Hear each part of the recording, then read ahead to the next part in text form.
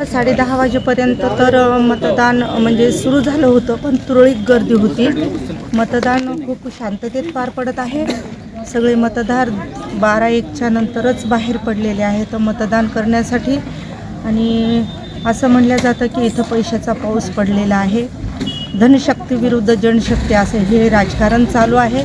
आता माझा जो मतदार बांधव आहे तोच प्रत्येकांना सांगणार आहे की आता याचा निकाल काय आहे. आणि हे सगळं भवितव्य जे आहे उमेदवारांचं, हे मतदार मायबापांच्या हातामध्ये आहे.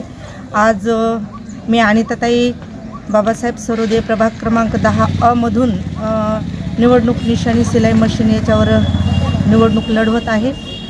परंतु आता बघायचं आहे की खरोखरच पैशाला यश येतं का जनसामान्य काम करणारा कार्यकर्ता अपक्ष राहूनही निवडून येतं, हे उद्या त्याचा निकाल आपल्याला पाहावयास मिळेल.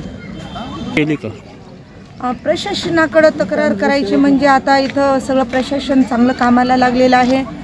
मतदारांना त्रास होणार नाही याची सगळेजण दक्षता घेत आहेत आणि प्रशासनाची काही तक्रार नाही. सगळे कर्मचारी अगदी व्यवस्थितरित्या काम करत आहेत.